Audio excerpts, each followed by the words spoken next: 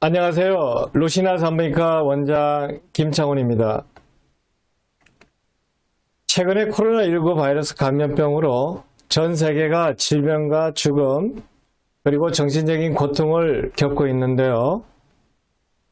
따라서 오늘은 바이러스는 어떤 생명체이며 왜 인간을 이렇게 괴롭히는지에 대한 이야기를 할까 합니다.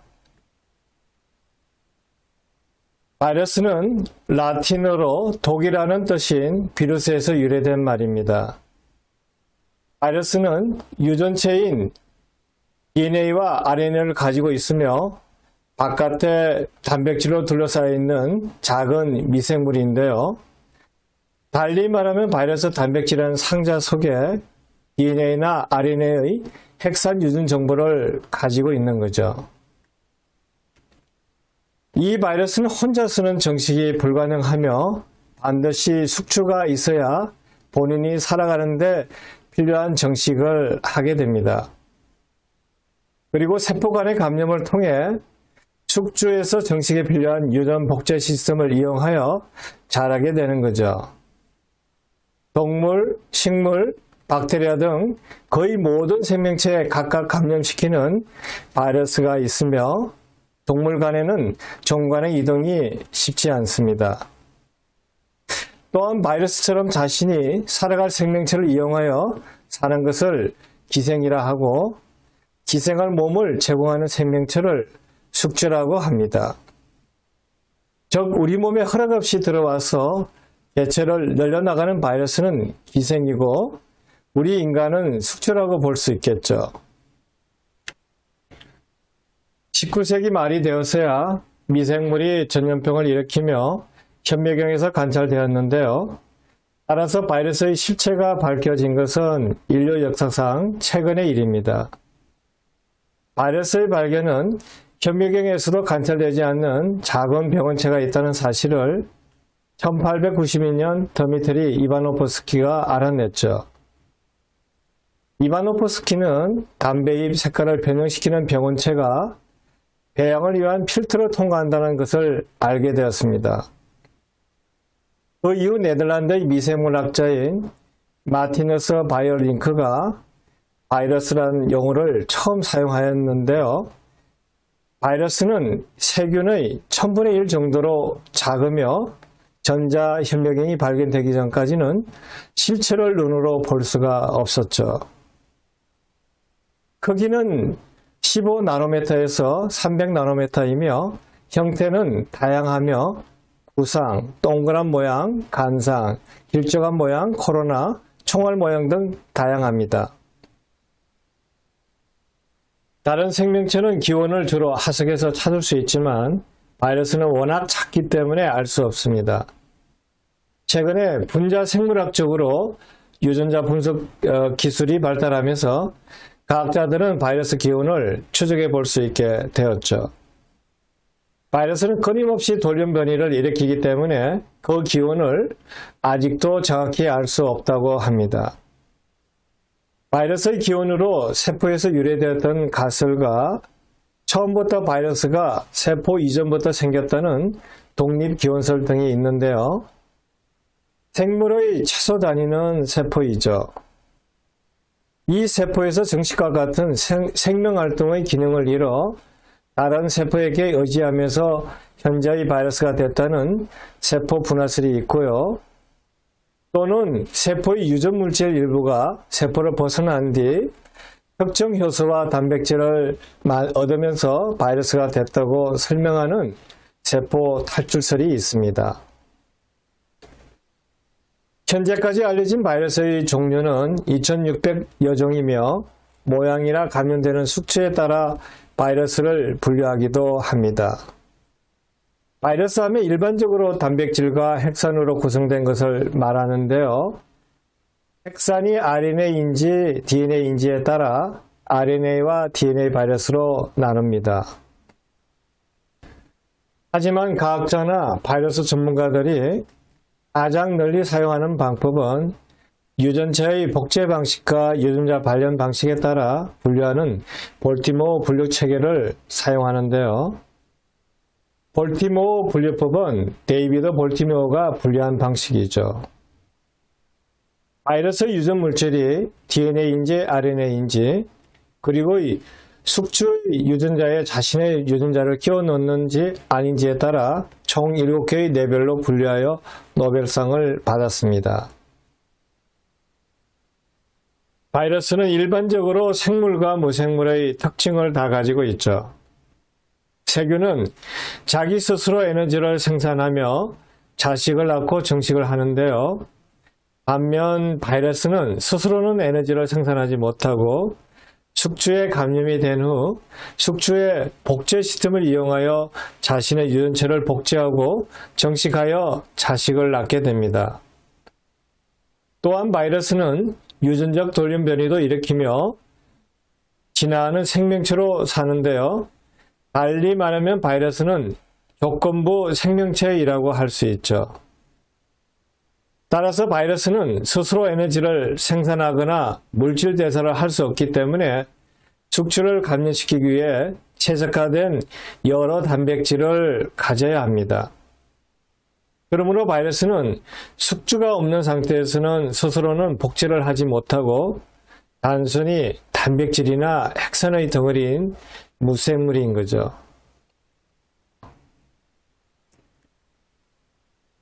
바이러스는 바깥 단백질에 스파이크 단백질이라는 특수 열쇠 같은 특이 항원이 돌기처럼 붙어 있는데 이 특이 항원이 자기가 필요로 한 숙주의 세포 속으로 들어가는 열쇠입니다.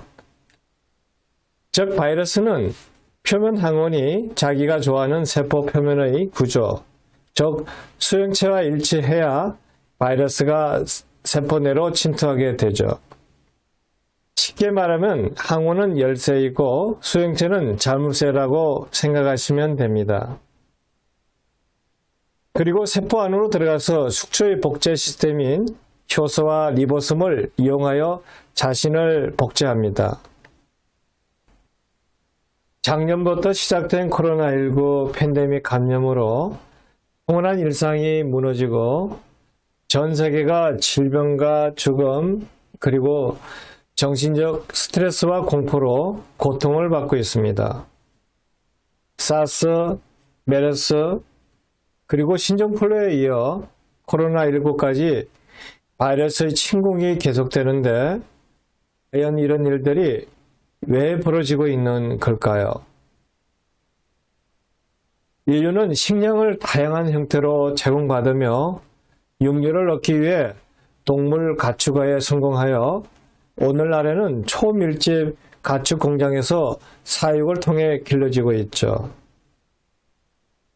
또한 산업화와 개발에 따른 밀림과 자연의 훼손으로 인해 지구는 온난화 그리고 대기오염 등으로 자연은 점차 파괴되고 있는데요.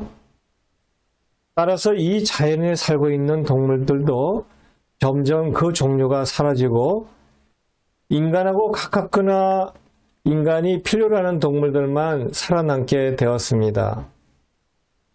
그 중에서도 야생동물은 갈수록 종족을 보존하기가 힘들어 개체와 종들이 점점 줄어들고 있는데요.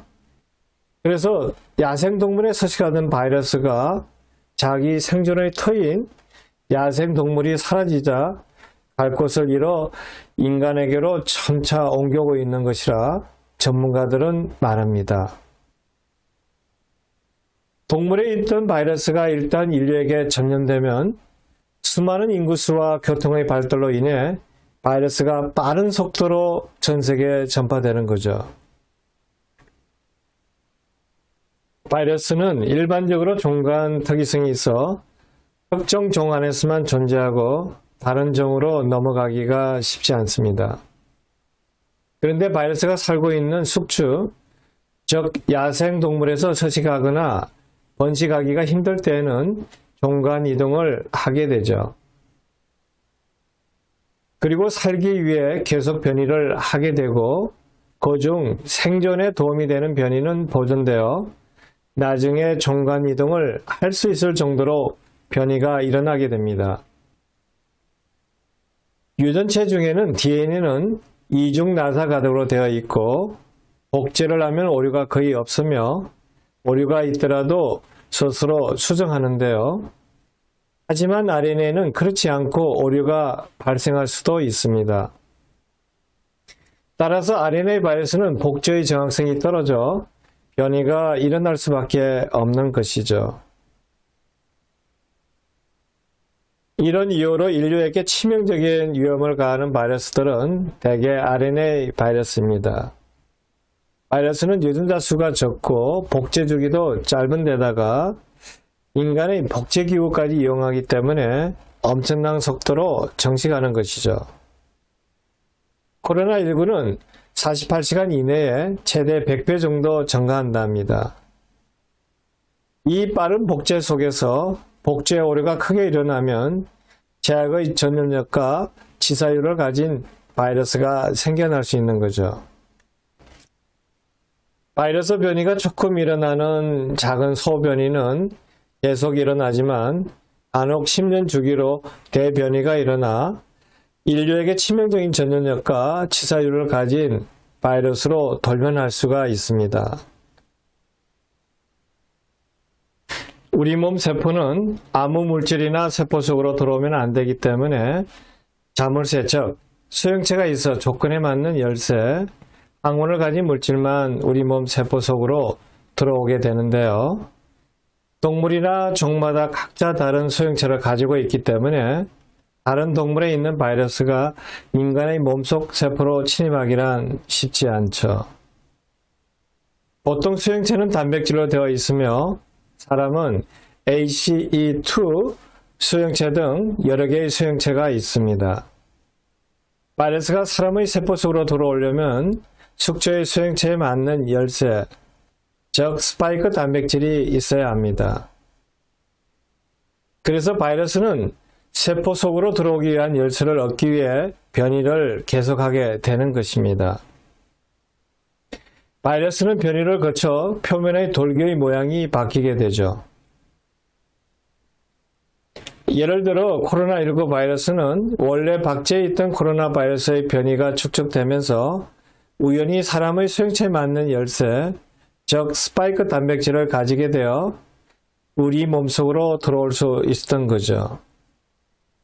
다시 말해 코로나19 바이러스의 스파이크 단백질이 사람의 세포 표면에 있는 ACE2 수용체에 결합할 수 있게 변하여 사람에게 감염이 된 것입니다. 그럼 바이러스는 왜 변이를 일으키며 변이가 무엇인지 알아볼까 합니다.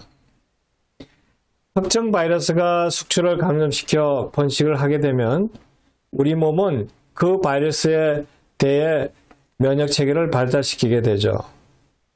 그러면 바이러스는 살아남을 수가 없고 죽게 되는데요. 따라서 바이러스는 살기 위한 생존 전략으로 변이를 하게 되는 것입니다. DNA 바이러스보다는 RNA 바이러스가 유전 물질을 복제할 때 똑같이 복제하지 못하기 때문에 자연히 변이가 일어나게 되죠. 그래서 바이러스에는 RNA 바이러스가 많은 이유이기도 합니다. 바이러스가 조금씩 변하는 것은 소변이라고 하고 이것은 면역체계의 혼란을 가지고 와서 이 바이러스의 침입을 쉽게 알아보지 못하거나 처리하지 못하게 되죠.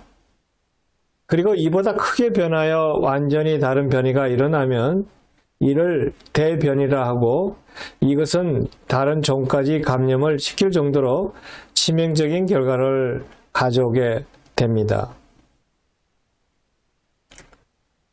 그 중에서도 조류 인플루엔자가 대변이를 일으킬 가능성이 높으며 사람끼리 감염되는 새로운 독감 바이러스로 변이될 위험성이 높은 것이죠. 조류 인플루엔자는 오리, 닭, 야생 조류 등 대부분의 조류에서 감염되는 감염병인데요. 만약 조류들이 조류 인플루엔자에 걸리면 얼굴이 붓고 뇌염과 같은 증상을 보이다가 하루에서 이틀 만에 죽습니다. 이 조류 인플루엔자가 변이를 일으키면 개, 고양이, 돼지 등 포유류도 감염이 되고 사람에게도 전염될 수 있는 거죠. 1997년 홍콩에서 사람이 조류 인플루엔자에 걸려 사망한 사건이 생겨 사람에게도 감염이 된다는 것이 처음 알려졌습니다. 1997년 홍콩에서 6명, 2004년에는 베트남에서 16명이 사망했죠. 이 바이러스에 걸리면 고열과 출혈, 설사, 폐렴, 뇌염 등의 증상이 나타나며 사망률이 60%에 달합니다. 인류의 바이러스와의 전쟁사 중에서 치명적인 질병은 대개 인수공동감염병에 의한 것입니다. 평소 사람에 기생하지 않던 것이 갑자기 처음 쳐들어왔을 때 문제가 심각하게 일어나죠.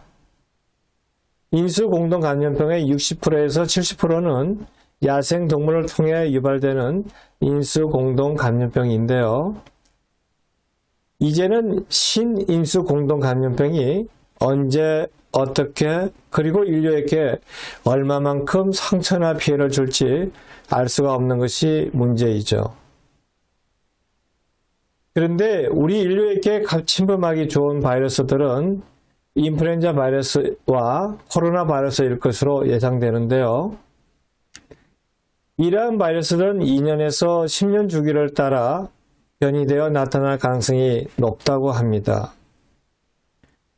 따라서 우리는 이러한 바이러스 공격에 대해 철저히 대비해야 하며 이번에 코로나19 백신의 성공은 무엇보다 중요하다고 봅니다.